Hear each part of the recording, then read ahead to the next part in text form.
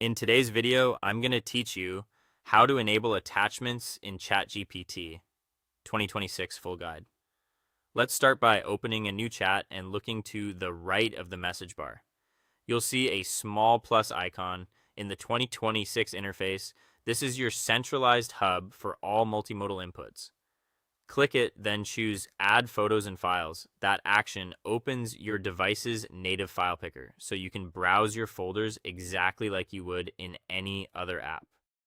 When it comes to what you can attach, version 5.2 supports PDFs, images, spreadsheets like CSV and Excel, and an expanded list of code and other structured text formats.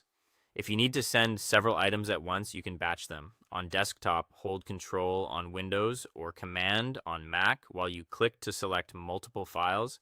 And on the web, you can include up to 20 files in a single message. On mobile, simply tap each file you want from your device storage or connected cloud picker. A quick tip: use clear file names so it's easy to reference the right file in your prompt. Unlike earlier versions, your uploads now save to a persistent file library unless you're using temporary chat. Your storage and activity limits depend on your 2026 subscription tier. Free includes 500 megabytes total and roughly 3 uploads per day.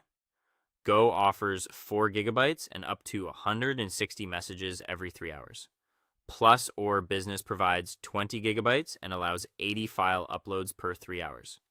Pro raises that to 100 gigabytes with the highest priority agentic processing. Individual files are capped at 512 megabytes, and text-heavy documents top out at around 2 million tokens. If you're near a limit, consider trimming large images or exporting lengthy PDFs to lighter formats. To manage what you've uploaded, open Settings, then Storage, or go to the Library tab. From there, you can quickly reuse files in new chats without re-uploading.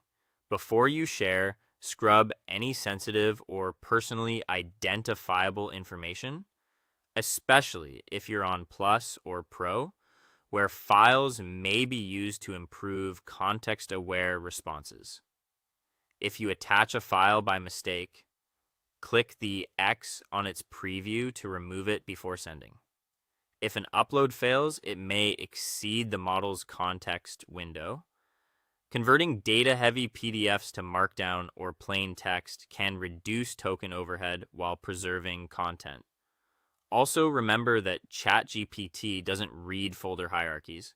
Compress folders into a single .zip or merge files into one document before attaching. That's it. With the file library in 5.2, your assistant can remember and reference your work across your project history. Thanks for watching, and I'll see you in the next one.